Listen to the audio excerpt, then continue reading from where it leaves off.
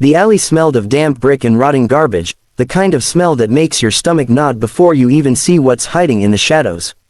Rain had begun to fall in thin, cold sheets, turning the narrow passage into a slick, slippery trap. And there she was, a girl no older than 16, crouched against the wall with a tiny bundle clutched to her chest. Her coat was tattered, soaked through, but her arms were wrapped around the baby as if the world itself would shatter if she let go. Her eyes, wide and haunted, flicked up at every passing shadow, every distant footstep, every echoing sound. Have you ever seen someone protect another life as if theirs depended on it, even when their own life is a storm of fear and uncertainty? Ethan Widmore, billionaire CEO of Widmore Enterprises, stepped out of the car that had been following the city lights for blocks, drawn by the subtle turmoil that didn't fit in his polished world. He didn't belong here. Expensive shoes on slick asphalt, tailored coat clinging to him from the rain, his heart pounding, not from fear, but from curiosity. Something about the girl's posture, the fierceness in her eyes, the desperate care in how she held that child, stopped him dead in his tracks. "Hey," he called softly, his voice carrying oddly in the empty alley, "are you okay?" The girl froze, tightened her grip on the bundle. Her lips quivered, and then she shook her head, backing up against the wall. "Don't come any closer," she whispered. Ethan's brow furrowed. "I won't hurt you. I want to help." She didn't respond, only glared, and for a moment, he realized that what she was defending wasn't just the baby. It was her secret, and he had stumbled into it. Rain's slicked hair clung to her pale cheeks. The baby stirred slightly, tiny fists curling. Ethan's chest ached in a way he hadn't felt since he lost control of his own life to corporate pressures that seemed meaningless here. Here, the world was raw, jagged, unpolished, and yet filled with life.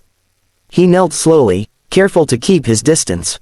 "What's your name?" Her eyes darted away. He noticed the faint tremor in her hands, the tension that coiled her body like a spring ready to snap. "Don't touch him," she said, voice stronger than her body betrayed. Ethan stayed kneeling. The puddle at his knees reflected the harsh glow of a nearby street lamp. "I won't," he said. I want to understand.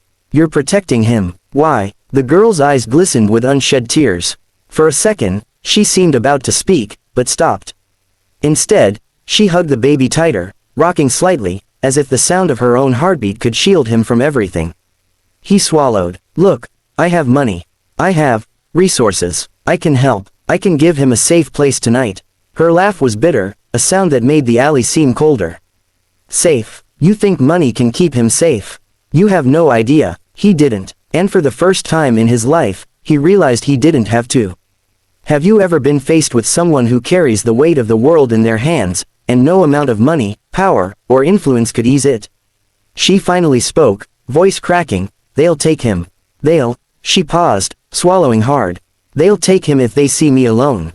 Ethan leaned closer, careful to match her fear with reassurance. "Who will take him?" She shook her head, trembling. "I can't tell you. You wouldn't understand. You don't know their world." "I want to," he said quietly. "I want to understand enough to help." The baby whimpered, tiny noises muffled against her coat. She kissed the top of his head. "He's all I have," she said. "He's all I have left."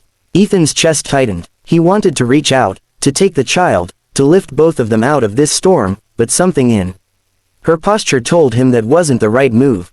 She had survived by keeping him close, by being vigilant, by hiding. "What if I can be part of the solution?" he asked carefully. "I won't try to take him from you. I'll just make sure no one can hurt you both tonight." Her gaze flickered toward him, suspicion mixed with something like hope. "Why would you care?" He shrugged, though it felt heavy. "Because no one should have to face this alone." Her eyes softened, just slightly. She nodded, just enough to allow a truce. Together, carefully, Ethan guided them out of the alley and toward the car, making sure to keep the girl between him and the street. She didn't speak, she didn't sign, she simply clutched the baby tighter. Her resilience was quiet, but palpable. Once inside the warm, dry car, she finally spoke in a whisper. "You don't know what's coming for us." "I'll do whatever it takes," Ethan replied, gripping the steering wheel. "Just tell me what you need." And in that moment, as the city blurred past in a cascade of neon and rain, Ethan realized that the secret she carried wasn't just danger. It was a truth that would challenge everything he thought he knew about the world, about wealth, about protection, and about what it truly meant to be a father, even to someone else's child. Have you ever met someone whose courage shames your own?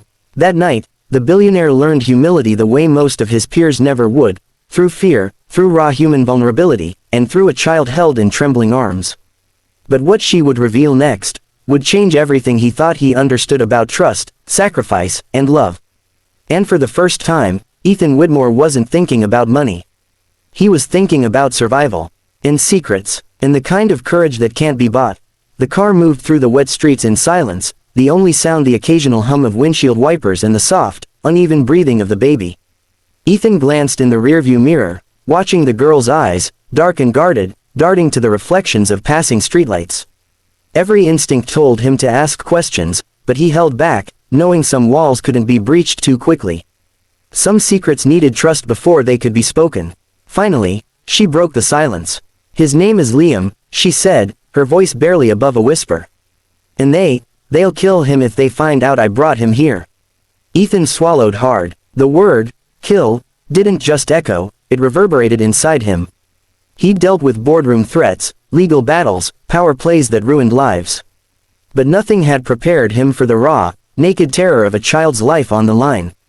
"Who are they?" he asked gently. "Who would hurt him?" She shook her head. "I can't say. You wouldn't understand. They're everywhere, the people who ruined everything. She paused, gripping Liam tighter, "they'll stop at nothing."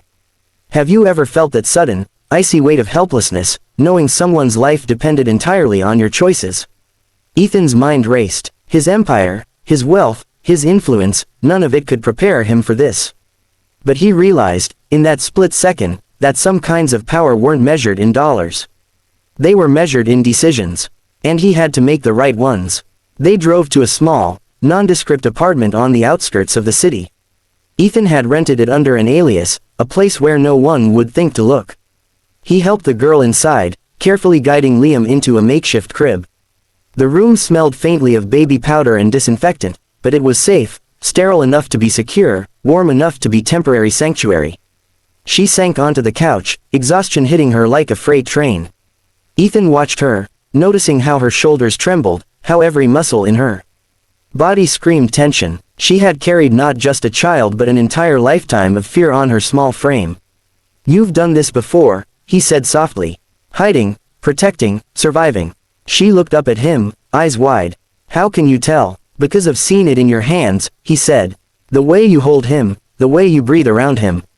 You're a shield." Her lips trembled. "A shield doesn't always win." The words hit him harder than any boardroom insult ever could. He felt the ache of his own regrets, the children he hadn't yet had, the family he had almost ignored for ambition. And now, in front of him, was someone who had been forced to grow up too fast, carrying the weight of another life in her arms. Ethan moved closer, sitting on the edge of the couch. "I can help," he said. "I can protect him, and you." Her eyes narrowed, suspicious. "You don't understand. You don't know what I'm up against." "I'm willing to learn," he said. "Teach me, tell me, I'll do whatever it takes." She hesitated, glancing at Liam, then back at Ethan. Something shifted in her expression, reluctance giving way to a fragile thread of trust. "I don't even know if you can," she admitted. "But, if you fail, it's his life. And I can't risk that." Ethan nodded solemnly. "I won't fail." Over the next few days, they built a rhythm of survival. She taught him how to move quietly, how to watch for signs that danger was near, how to read the smallest cues in Liam's behavior. Ethan, in turn, used his resources, private security, discreet intelligence, and city contacts, to map out threats, anticipate movements, and create safe corridors for them. And yet, through it all, the girl's secret lingered, unspoken, like a storm cloud waiting to break. One evening, while they were preparing dinner in the small kitchen, Ethan caught a glimpse of a photo tucked in her jacket pocket. A photograph of a man with cold eyes, standing over a burning building. His stomach churned. Something about the man's posture, the set of his jaw, it felt familiar. "Dangerous. Who's this?" Ethan asked cautiously, holding the photo out. Her hand shot out, snatching it back. "No one," she said, voice tight. "It doesn't matter. It matters to me," he said quietly. "If we're going to protect him, I need to know everything." Her hands shook as she clutched the photo. Finally, she whispered, "He's the reason I have to hide Liam. He's powerful, wealthy, dangerous, and he thinks Liam belongs to him." Ethan's mind raced. Another billionaire, another empire, and yet, this wasn't a corporate battle. This was about life and death. Real, raw, human stakes that no money could shield completely. Have you ever realized that the world's most dangerous threats aren't always visible in the boardroom or the news? Sometimes, they hide in plain sight, in someone's obsession, in someone's claim to power. The next day, Ethan used his contacts to dig into the man's background. Every piece of intelligence confirmed what the girl had feared. The man was ruthless, with influence that reached law enforcement, media, and underground networks. He had already tried to take Liam once, and the girl had barely escaped. Ethan felt a surge of protective fury. This wasn't just a game. This wasn't about control or wealth. This was about an innocent life, and he would fight with every fiber of himself to ensure Liam survived. Night fell, and they barricaded the apartment doors.